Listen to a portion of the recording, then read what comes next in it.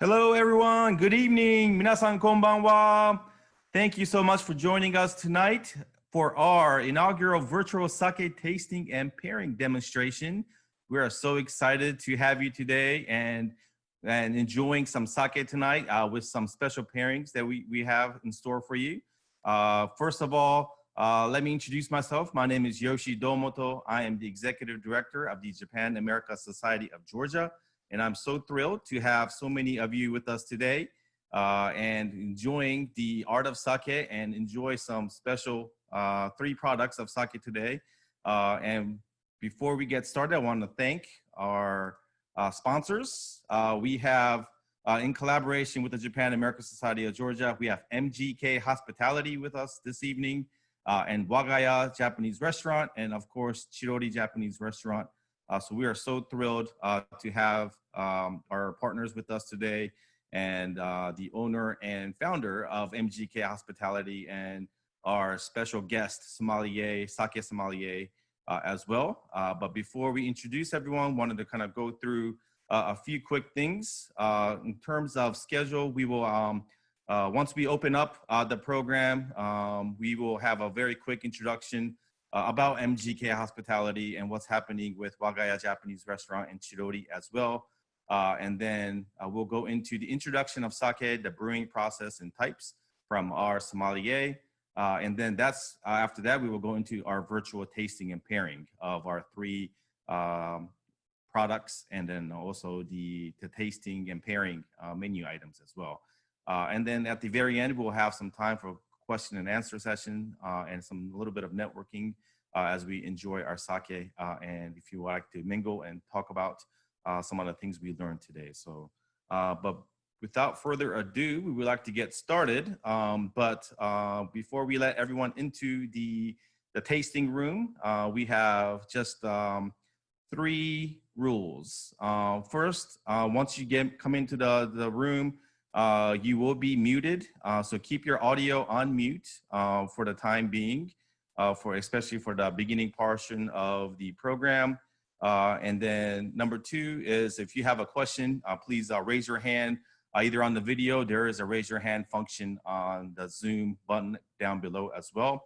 And you can also ask questions in the chat box too. So, but please be courteous and take turns talking, as with the Zoom webinars, as if more than people talk at the same time, it's hard to hear. So please take turns talking and be courteous. And then last rule, and maybe most importantly, please don't share your screen.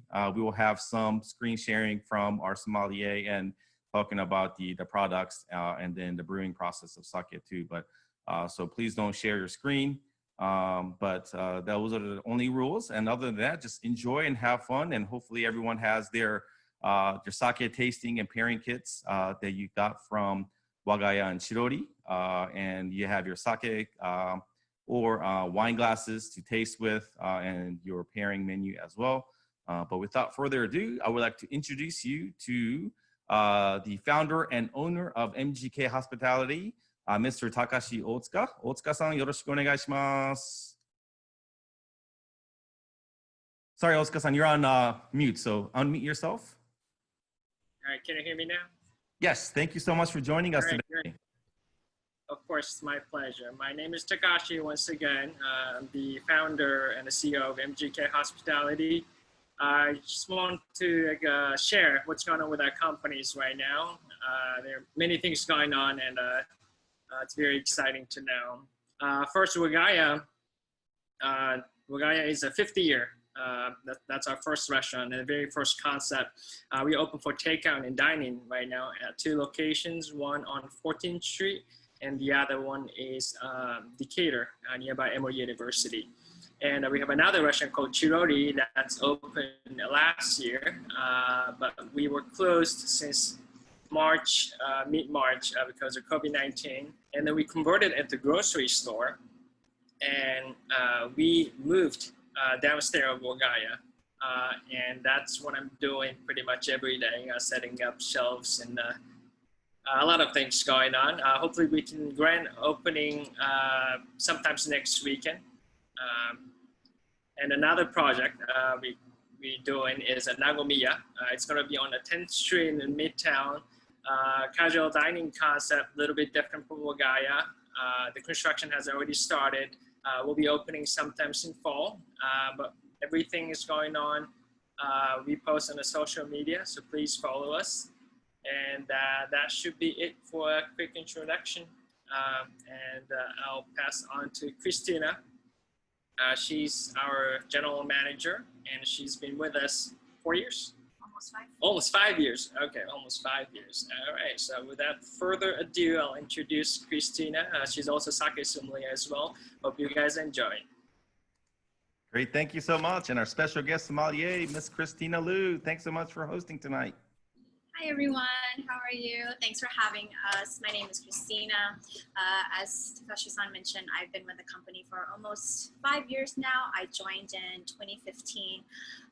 It's been a lot of fun, and so I'm excited to be here with everyone tonight. So I'll go ahead and get started. So as far as just sake is concerned, it's a very versatile beverage. Definitely, it's honestly much more versatile than beer, than wine, and most of your alcoholic beverages. The reason being that it is actually able to be enjoyed at many temperatures. Wine is usually room temperature or it's chilled. Beer, obviously chilled. You don't really want to drink a hot or warm beer. So sake is definitely very versatile in pairing because of the temperature differences.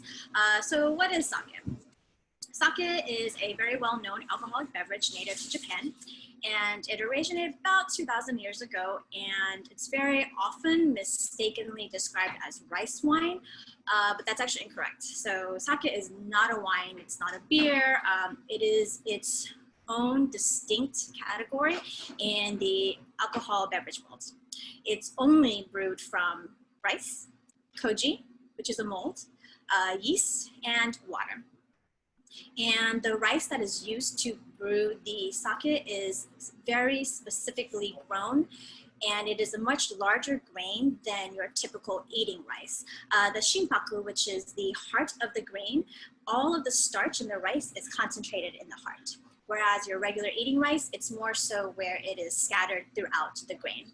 So this helps in the brewing process, as you'll see. So through its unique fermentation process, sake actually has the highest natural alcohol content among all fermented beverages. So it's, again, a very unique and very, very versatile type of beverage. So I will go into the brewing process. So the brewing process is actually very, very detailed, but I'll kind of just break it down into 5 simple steps. The first one is your rice polishing, so your rice processing part. All rice comes as brown rice at the beginning. And what they do is they take that brown rice, the sake rice, and then they mill it down closer to the shinpaku, or the heart of the sake rice, into the designated rice polishing ratio desired by the brewery. So depending on what classification of sake they want to make, they polish it down all the way to a certain percentage until a little bit of the grain is left. And then after that, it's washed, soaked, steamed, and then cooled. A small portion of the steamed rice is taken to make the rice koji, which again is the mold. And the rest of the rice, the kakemai, is saved for the moromi, which is a larger mixture of all the ingredients later on in the sake making process. So the second step is your rice koji production. This is the mold that's used to help break down the starches in the rice to turn it into glucose, so to sugar. It takes about 48 hours to complete the koji production from beginning to end. The third part is the yeast starter. So with the yeast starter, what this does, it helps to increase the amount of yeast needed for the multiple parallel fermentation process needed to make sake. Lactic acid is then added to just control any unwanted growth like bacteria and things like that sake brewers don't want in the sake. So it's made by adding a small culture, it's basically made by taking the rice and they will spread the koji mold on top, and they'll let the koji mold grow. And then again, that takes about 48 hours. The third step with the yeast starter, once they make that lactic acid and put everything together, they'll put it into a small vat and kind of let it start the fermentation process. With the fourth one, the moromi and sandan jikomi, the yeast starter is actually then transferred to a larger vat where the kakenmai, which is the saved steamed rice from earlier in the production process, the rice koji and water are added into it. This mixture is what is called moromi. Next comes the sandanjikomi, which is a 3-step process to brew the moromi into sake. Over the course of 4 days, rice koji, steamed rice, and water are all added in 3 portions. So this is where the multiple parallel fermentation process happens at this stage, where saccharification, where the starch is turned into sugar, and alcohol fermentation actually occurs simultaneously. And so it all happens all at once. Sometimes distilled alcohol is added into it at this process if the brewer wants to add any extra alcohol in there as well. So the last part is the pressing and the bottling. So they take the moromi mixture, then it's pressed and then bottled. So at this stage, sake breweries usually have the option to either pasteurize or not, and to add additional water or not as well, to kind of adjust the flavor and the alcohol content too. So the types of sake, so there's 2 main types. There's the junmai, which means pure. And then we have Hanjozo, which has the added distilled alcohol. So here you'll see that on your screen should be the sake classification system. So if it's junmai and it means pure, it only consists of the ingredients of just the rice, the koji, the yeast, and water, and that's it. And junmai has no rice milling ratio, so they don't polish the rice at all, or whatever they want to polish it to. And usually junmai styles are much more bold, robust in flavor, also much ricier in flavor as well, because they don't do any of that polishing. The second, junmai ginjo, they will polish away 40% of each grain until only 60% or less is remaining. So you can imagine this tiny grain getting smaller and smaller. So for junmai daiginjo, which is considered to be more of your premium type of sake, it's only 50% left or less of the rice. So it gets to very, very small amount. And the second, which is also known as Aruten, the Hanjozo classification, has the added distilled alcohol into the sake, along with the 4 other main ingredients. For this one, Futsushu, which is a table grade sake, there's no milling ratio once again. The next one you have Hanjozo, which means they mill away 30% and leave at least 70. The next is Ginjo, 60% or less remaining. And then the last, Daiginjo, also a more premium Hanjozo style, which is 50% or less remaining. So if we're ready, I hope everyone has had a moment to grab 3 wine glasses and have been able to pour everything into it by the numbers. So I'll go ahead and start with our first one, which is going to be the Kizakura Hana. So this is actually the bottle. So as you can see, it's really, really pretty. It's beautiful, like pink color. So this is the bottle, and all of the sakes that I talked about tonight will actually be available at our grocery store as well. And so this is the first one, the Kizakudahana. So Kizakura, the brewing company, is actually located in Kyoto. So Kyoto is located closely to the central area of Japan, and it's a very large cultural part and a very highly sought after tourist destination. It's really well known for all of its beautiful temples, shrines located there. And then Kyoto actually also used to be the old capital of Japan for over 1,000 years. So it's a really nice prefecture. If you get a chance to visit Japan, I definitely suggest going there. So Kizukura, it was founded in 1925. They actually also brew beers as well, along with sake. We carry some of the beers that they make, which is the Matcha Ipa. It's delicious. It's really, really good if you get a chance to come by a grocery store, and you can try that here as well. And then it's located in the Fushimi Sake District, which is actually a well-known sake district of Japan. Kizukura's mascot is actually the kappa, which is an imaginary amphibious kind of like Japanese creature. It kind of looks like a mix between it's a humanoid type of turtle, and it loves to eat cucumbers. So they're kind of cute. And as far as tasting tonight, what I'd like everyone to do, if you have the sake all poured into the wine glass and everybody's ready, the first thing you want to do is we're going to go ahead and grab number 1, the Kizakura Hana. And you're actually going to want to swirl the sake. If you're right-handed and clockwise. And what this does, it's similar to wine where it kind of like breaks up the aroma compound. So you're going to swirl the sake, and then you want to take a smell. So you can pick up principal aromas. So it's slightly fruity. So I'm picking up a little bit of melon, a little bit of apple. So, you know, definitely like a sweet type of smell. So everyone kind of has their own rendition of what they smell, you know, through their nose. But generally you should get a kind of fruity, sweet type of smell to it. The next thing we're going to do with this sake is you want to take a sip.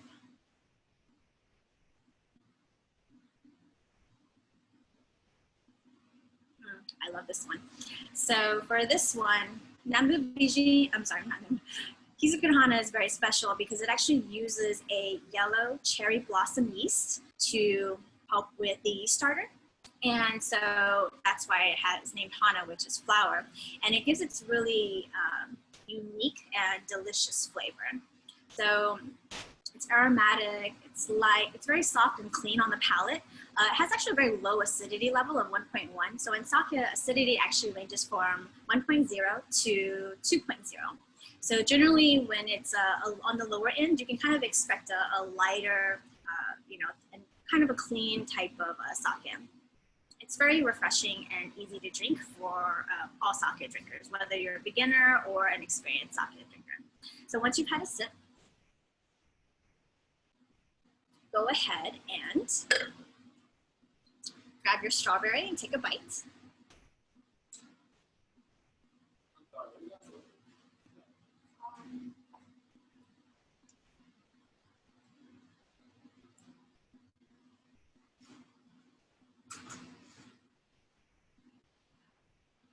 And then after your swallow, go ahead and swirl the sake once more, and then try it again.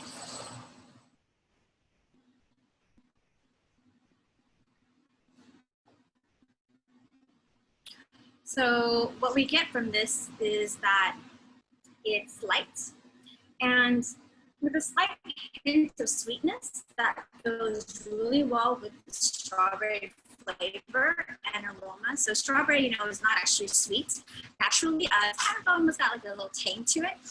So what that does, it makes the Kizakura Hana actually become a little bit sweeter after you enjoy that first bite of the strawberry.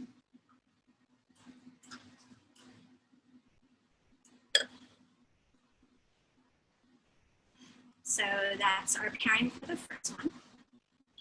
And one of the things that actually makes the Kizakura Hana easy to drink is it actually is only at 12% alcohol.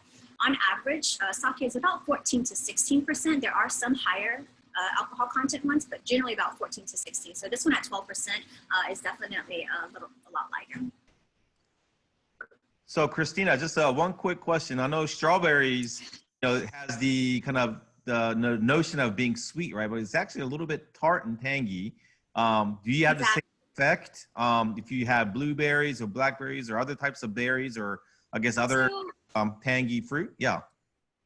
The great thing about Kizakura Hana, because it is like very light and very clean, you know, it's so easy to drink that you can experiment with all types of fruits. So blueberry or even raspberry, you can try it with any kind of other tangy fruit if you like. You can even try things like banana or pear, you know, because again, it is so light and refreshing and easy to drink that generally it pairs pretty easily with a lot of your lighter types of fruits. So it's a good one to try if you guys get a chance to go to the supermarket and buy different types of fruits. Great, thank you so much. Should we go on to the next one? Sure. Second one is definitely one of my favorites too.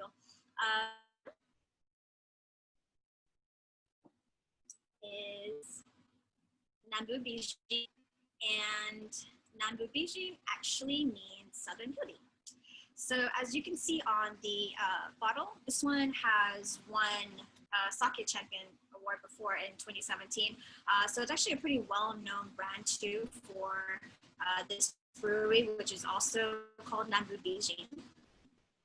This one is the Tokugawatsu. So Nanbu-biji is actually from Iwate, which is the second largest prefecture in Japan. It's located more towards like the northern part of Japan, and it's actually a pretty popular skiing destination. And it's a destination that a lot of Japanese like to go to in the summertime because it's generally like a cooler type of climate up there in Iwate. So Nanbu-biji, so it was founded in 1902, and it actually changed its name from Nanbu-biji, which again translates into Southern Beauty, in 2001 from Kujishuzu. And currently, Kosuke Kuji-san is the 5th president of Nanbu-biji. So there's actually a documentary on who I believe it is that you can check out, and he is also on there. So for this one, same thing onto the taste. You're going to then kind of swirl it around to release the aromas, and then take a smell. And don't be shy to get in there and give it a good whiff. So this one, if you'll probably notice that it actually smells a bit more alcoholic, and there's almost different layers of impressions that you get just from the smell. Definitely still a bit fruity. This one, Nanbu-biji is great because it's elegant and it's also pretty smooth.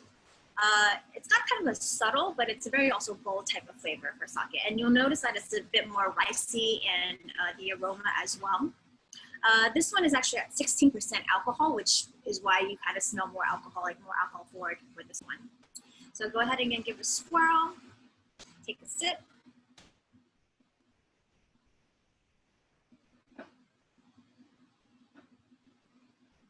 So if you'll notice, this one's a bit stronger in flavor profile.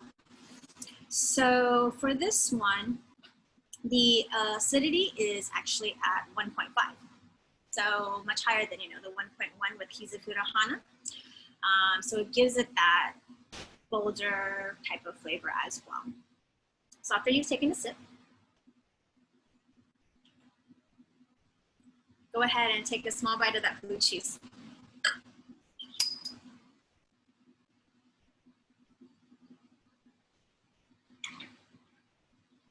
And I know most people probably hate blue cheese like I did, but don't be afraid to take a bite, kind of get it all in your mouth and the flavor.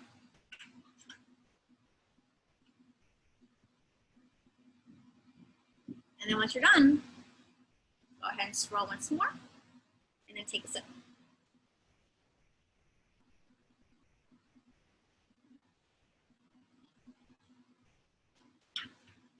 And if you're like me, and I used to hate blue cheese, I kind of like it again. I kind of like it now, so I'll take another bite.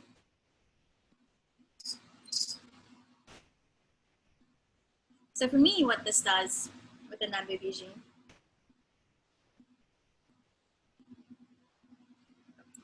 is the subtle boldness and the heavier body type matches quite well with the blue cheese.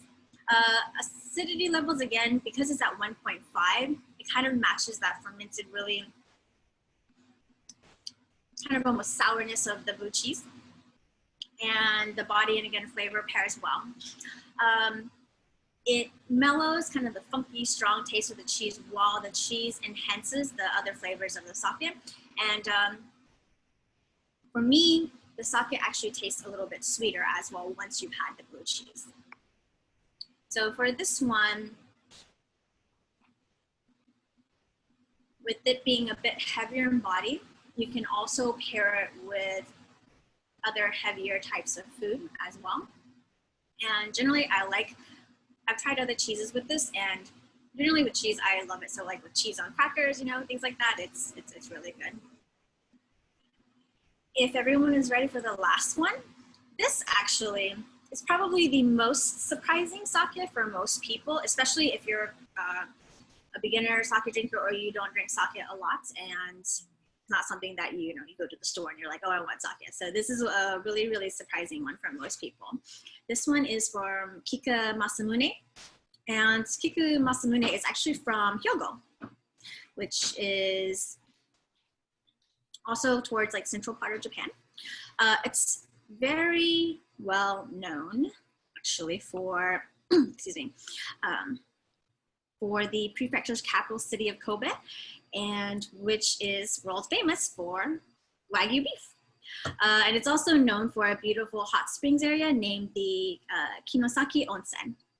So this brewery was actually founded in 1659, and they actually brew sake that tends to be a bit more on the dry side. So they like that clean, dry type of sake brewing process. And it's well known for its taru sake, which we are about to try. So for this particular sake, it's actually aged in a cedar cask barrel. So I believe they actually have two versions. There's a cup version, which is kind of like the small single serve pour. And then they also have this 300 milliliter portion too, which I think is about 10 ounces. So I enjoy it chilled. And for this one, again, they're well known for this sake right here. So again, so this one is aged in a cedar cask barrel, which gives it that really unique, almost kind of like a black peppery type of cedar flavor. It's definitely full flavored for sure, and heavy body. Bold is the first word that I think of when I tried this for the first time, but it's got a really nice, bright, woody aroma. Typically more experienced sake drinkers will enjoy this more so than your beginning sake drinkers. Its high acidity level at 1.7 is what lends itself to that strong impact that the sake has on your palate. So same thing with the pairing. We're going to go ahead and swirl.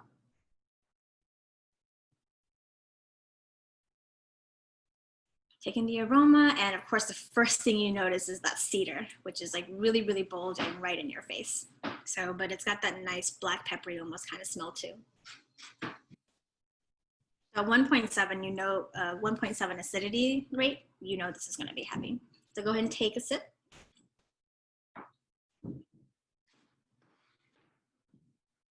the flavor in the mouth. And then one of my favorite foods to eat, take a nice big bite of kimchi.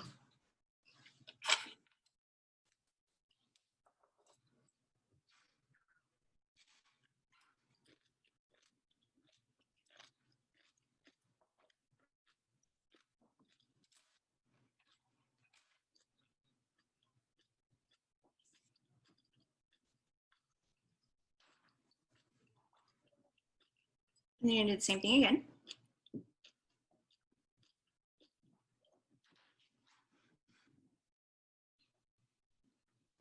And then take another sip.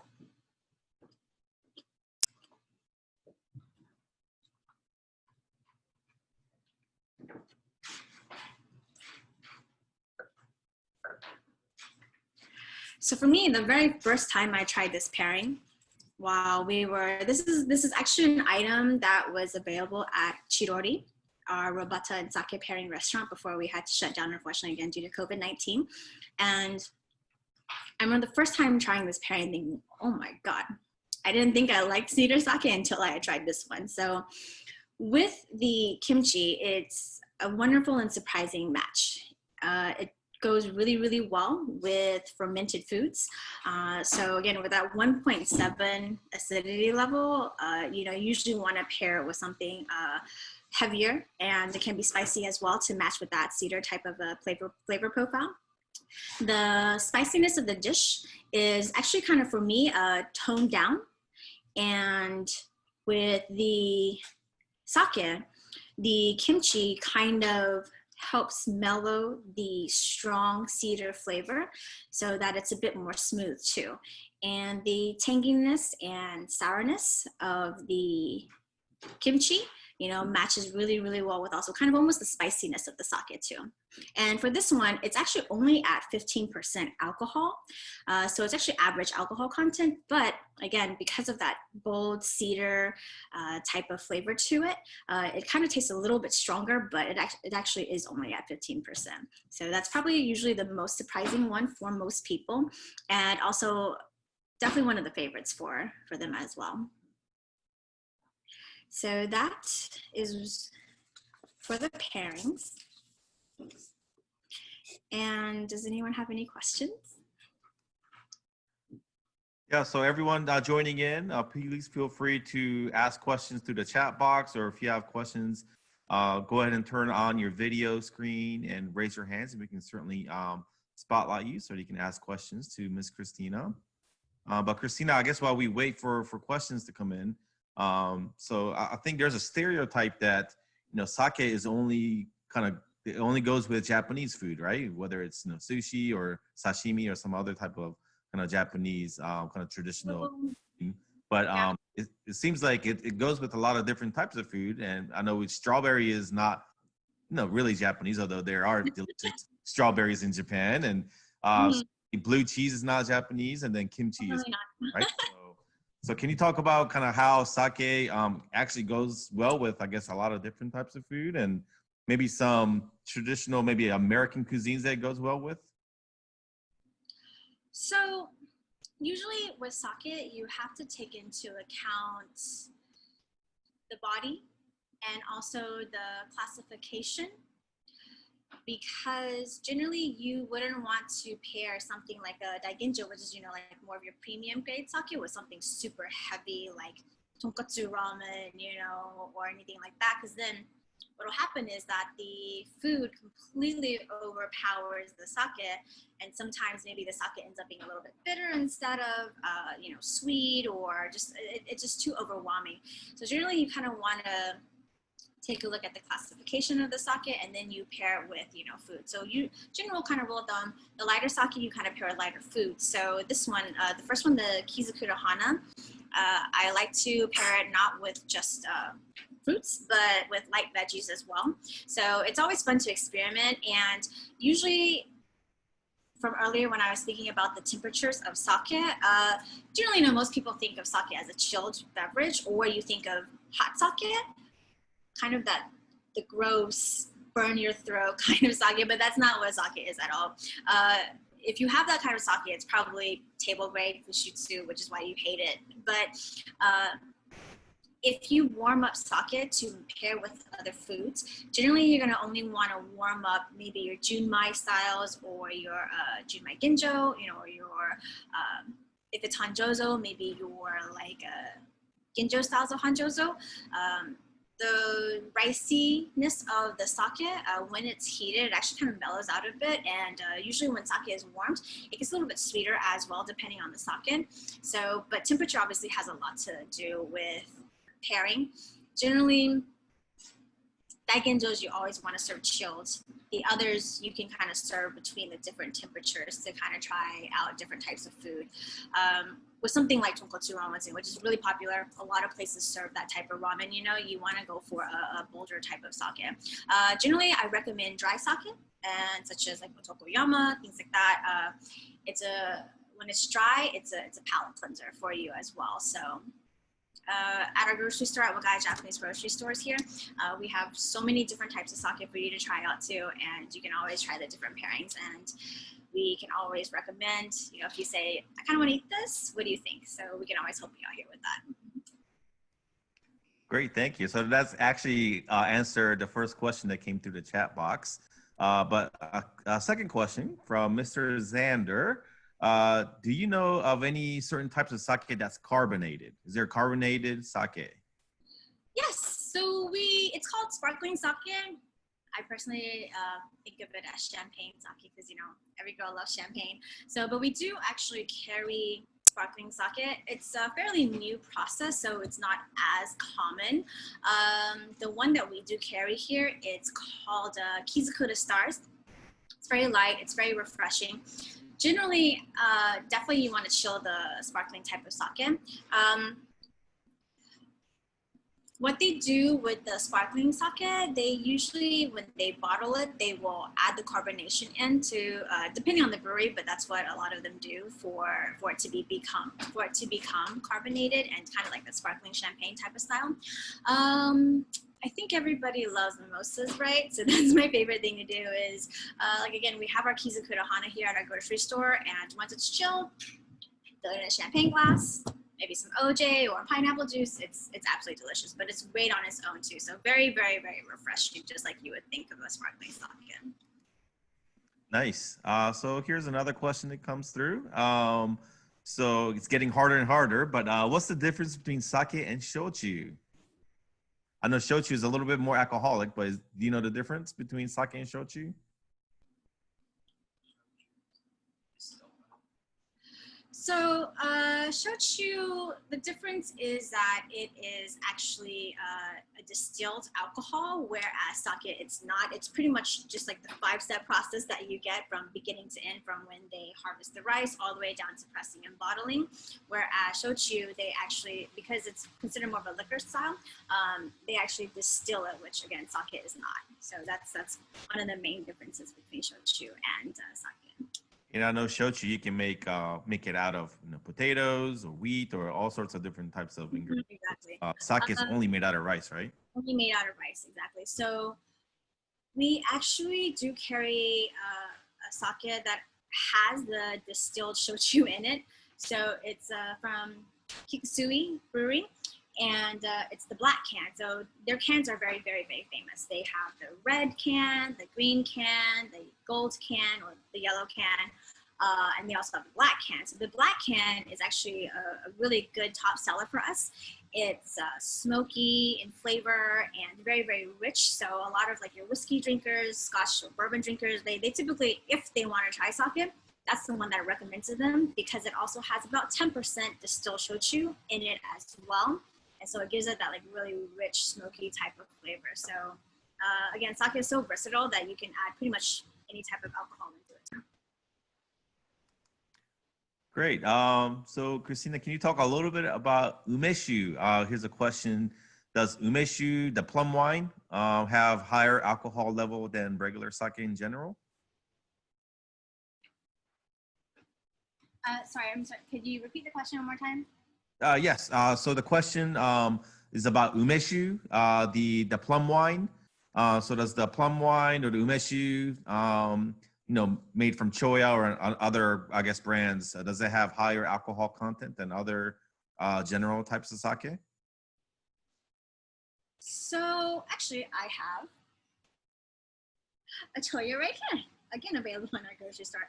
So I don't know if everyone can kind of see this. I know it's I think it's probably backwards in the screen. But so this one, we do carry Choya, and for this Umeshu, this one in particular is 14.6%.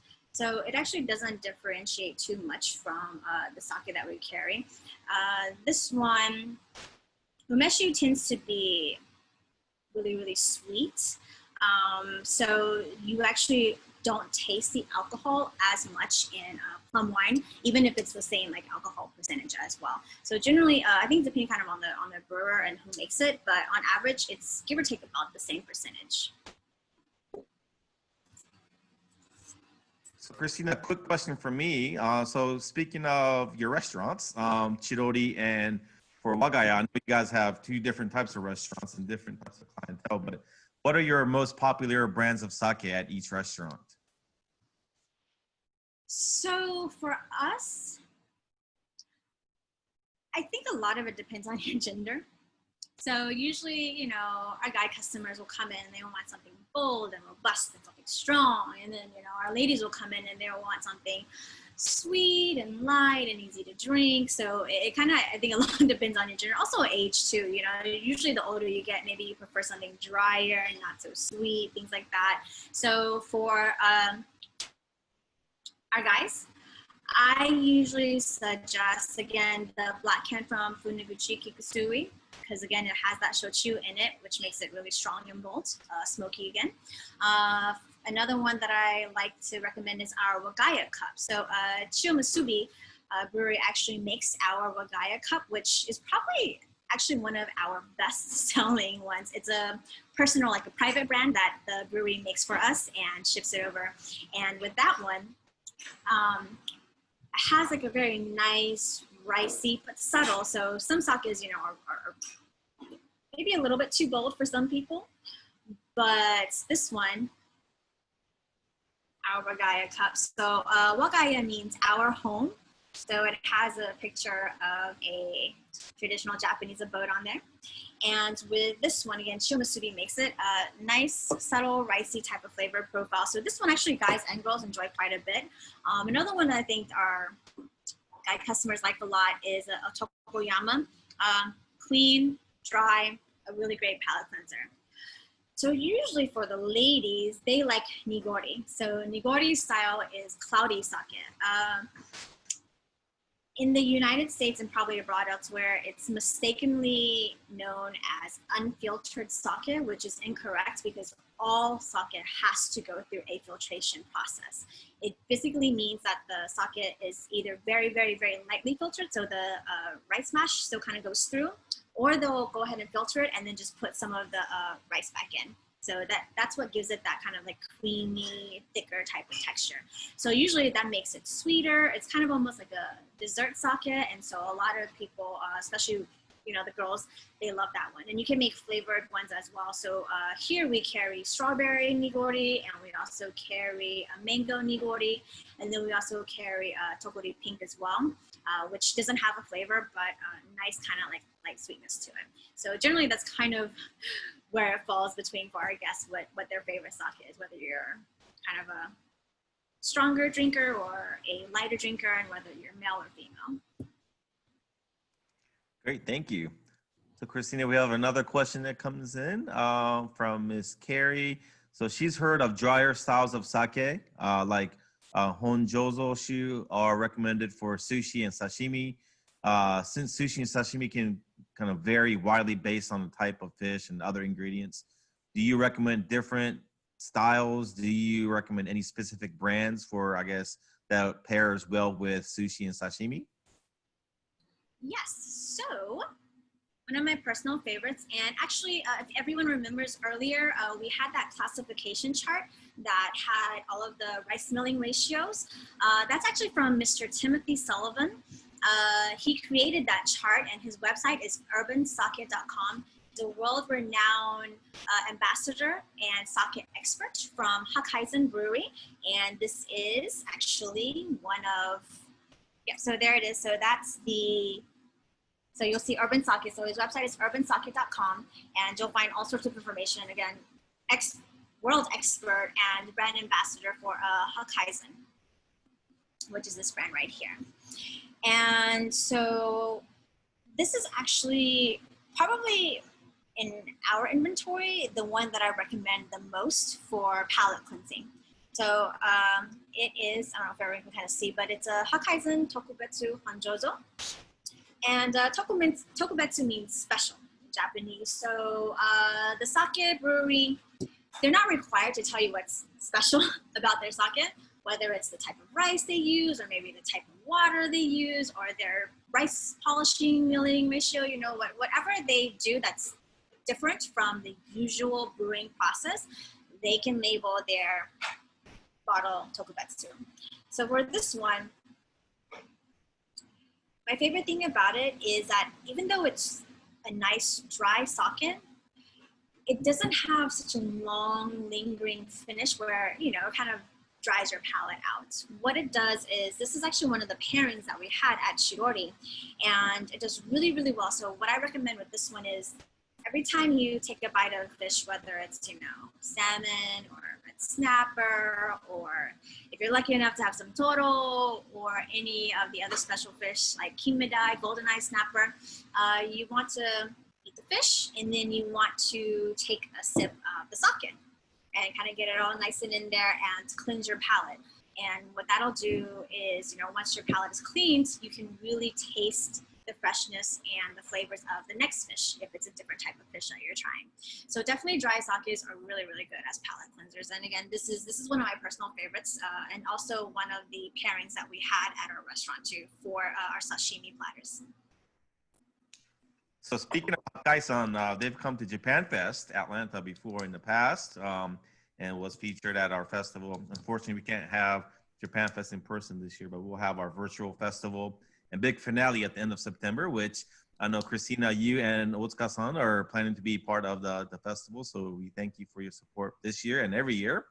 But yeah, so actually we had Mr. Tim, the sake summit, come to the festival and talk about sake too. So hopefully one of these years he can come back and visit us again.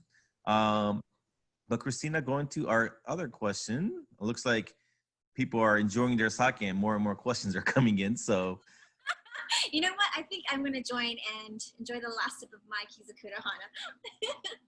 Yeah, so everyone join Christina and drink up. But here's a sake question.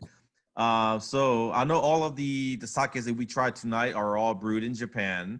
And many of the sake brands that you carry at your grocery store and your restaurants are brewed in Japan. But do you carry any sakes that are actually brewed in the US? So there is a company actually that brews sake in Brooklyn. So there is one company that is well known and it's brewed in Brooklyn, Brooklyn Kura.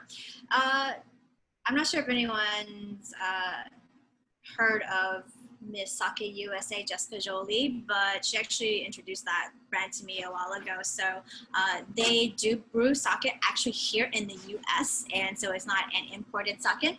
I was super lucky enough to go to New York and try one of their sakes, and it was actually very delicious. If no one had told me that it was from New York, to be honest, I wouldn't have believed it. So, but unfortunately, at our particular store, everything is pretty much direct from Japan. So everything is imported, and all Japanese breweries that we have. But if anyone's interested, they do make the Brooklyn sake here in the US.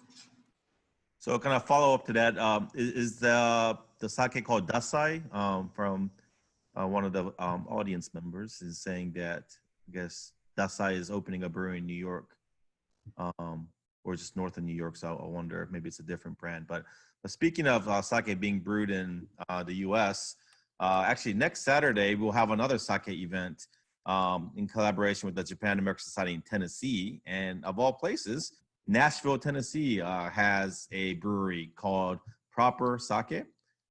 So that's a sake brand brewed here in the US, in the South too. So maybe we'll do actually a virtual brewery tour and learn how they make their sake. But perhaps one of these days, you guys can carry Proper Sake just up, I guess, I-75 and I-26, right, in Nashville, Tennessee. So. Yeah. I actually did have Proper Sake once. There's a little local bar near where I live, and they had a few different types of sake on their menu, and so I have to try new sake when I see it. So I remember I tried it last year, and remembering it being very flavorful, very bold, and definitely one that I didn't forget. So, but yeah, that one was pretty delicious too from Proper Sake. You're right. I remember that now.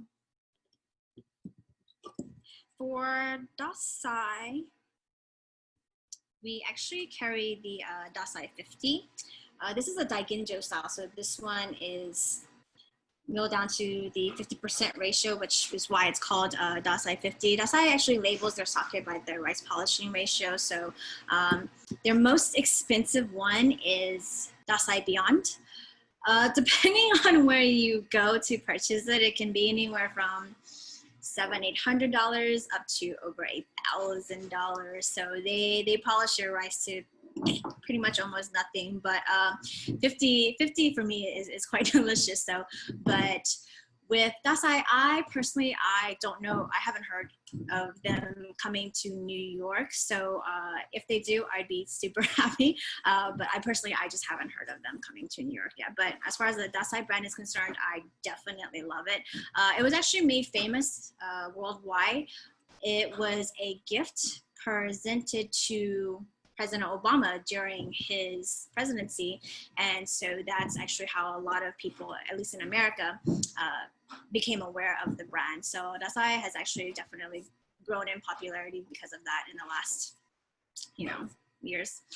And they make a very clean, very beautiful, very lovely type of sake. And if anyone hasn't had a chance to try it, I would definitely recommend grabbing a bottle, chilling it, and taking a sip and seeing how you like it. Well, I know you had Chirori, you converted Chirori into a grocery store for a little while during the pandemic, and then your grocery store will be opening up for your grand opening. You can have a bottle of the $8,000 bottle, right, as a opening ceremony or something. Oh, like the $1,000 bottle? I don't know. Even wholesale is pretty expensive. So I've seen an actual bottle of Dasai Beyond, but I unfortunately have never gotten to try it. So, it's a bit expensive. Next time, right? So, kind of moving on. So we had one gentleman, part of our tasting, who is a big Scotch drinker. So he loves Scotch. And he enjoyed the Masamune Tara, of course, the most out of the three sakes that we tasted. Surprise, surprise, right? But are there any additional sakes or types of sake that you could recommend him that kind of is similar and is a little bit more richer and will kind of... you know what? I do. 1 second. So, I don't know if you guys can see this. This is, it's probably backwards, but it's Tanguma Yamaha. Let me open this up and show you.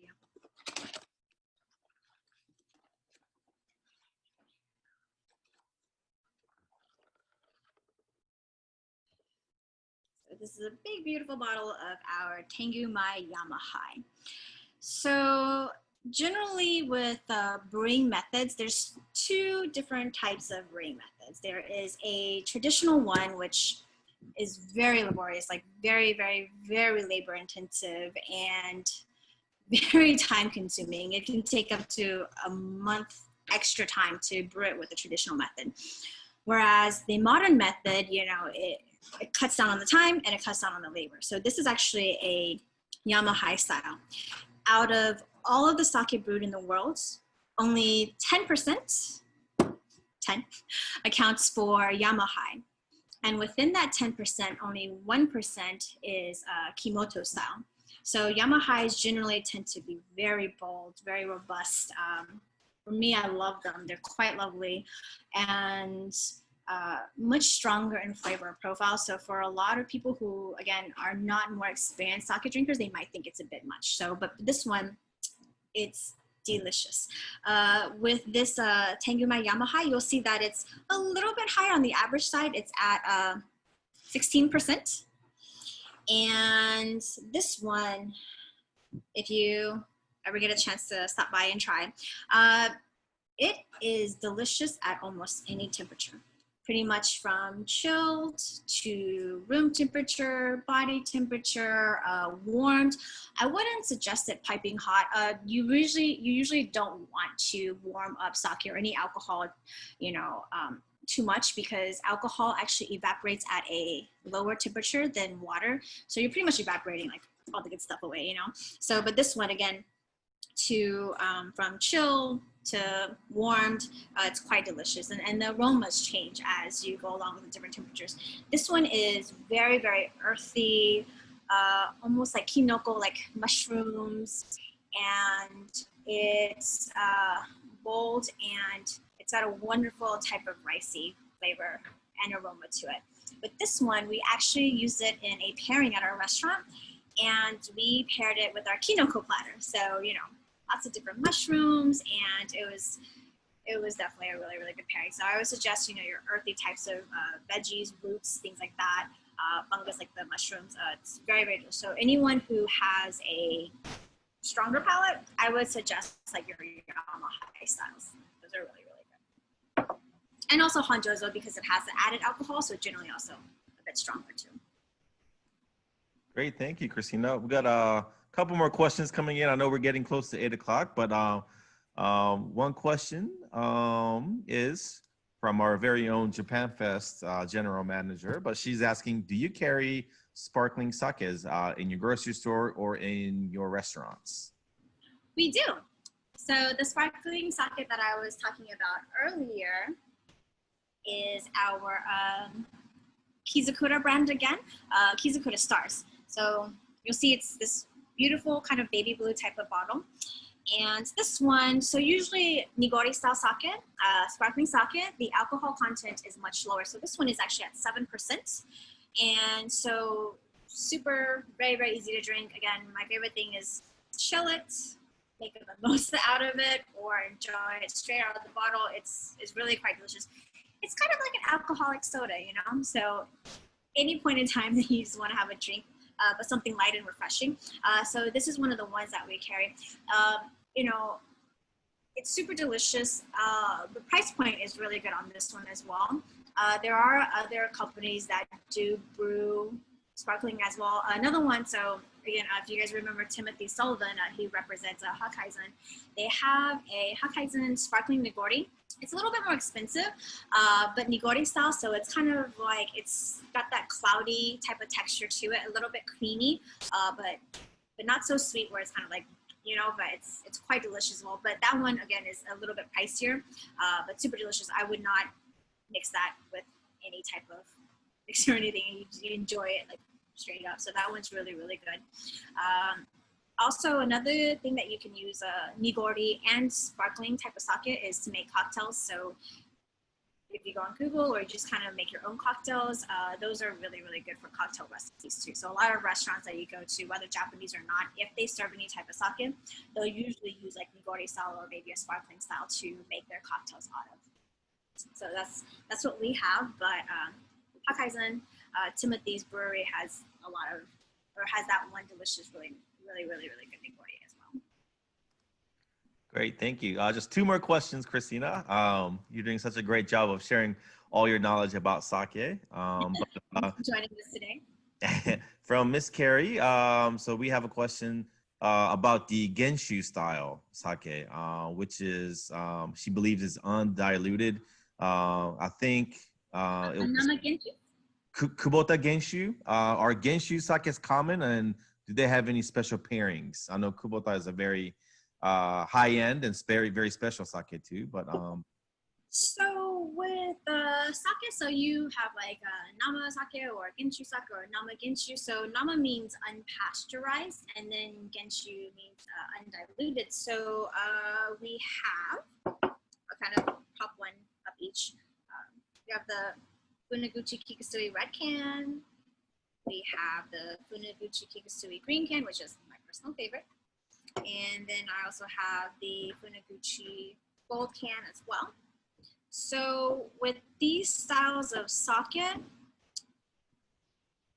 don't know if I'd necessarily call it more rare, but again, it's up to the brewery to decide kind of like if and when they want to pasteurize, if and when they want to add water or not. So it's up to the individual brewery what their goal is as far as the flavor profile, you know, the body, the alcohol content. Water is usually added because they want to adjust alcohol content, you know, kind of to lower it a little bit, or to adjust the flavoring as well to kind of mellow it out a little bit. And so with Nama though, it being unpasteurized, it's kind of, if you kind of think about it this way, it's the closest you can get to having extremely fresh sake almost straight out of the brewery. So for this one, I'll use the gold can as an example. So you'll see that it actually says Hanjozo on there. So you know it has added distilled alcohol. Again, the distilled alcohol is usually about 10% or so that they add into it to kind of adjust, again, the flavoring. This one's one of the sweeter canned sake. They actually put it in this can to pretty much ensure the flavor and the quality. Sake, unfortunately, is very, very easily affected by temperature, by UV rays, actually even by storing methods. So you never want to store sake sideways, right? You always want to store it upright. So I know a lot of customers usually, they have a wine cooler, and wine, it doesn't matter as much how you store sake, right? So, but you don't want to leave sake leaving like this. It's always straight up. So I always suggest our customers that they just stick it in the fridge. But yeah, so as far as like the rarity of Namaginshi is, like, I wouldn't say that it's rare. It's just kind of dependent upon the brewery and what type of flavor profile and boldness that they're trying to achieve with each of their sakes that they produce in the production line. All right. Thank you, Christina. Well, we are a little past 8 o'clock now, so I have one last question from me. So you've been doing a great job. Yes, of course. Yeah. Well, you promoted Tim Sullivan's website, urbansake.com, to kind of learn more about sake. But can you tell us a little bit more about how people can order through you, and how they can get some of the sakes that you carry at your grocery store, and then also your restaurants right now, because I know it's possible to get your sakes delivered during the pandemic right now.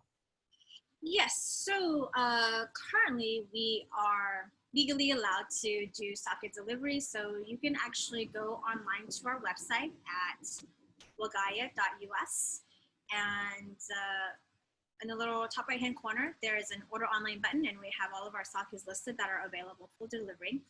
Our list is quite extensive. We actually have one of the largest selections in the Southeast as far as beer is concerned, as well like Japanese craft beers too. So it's not just sake that we carry.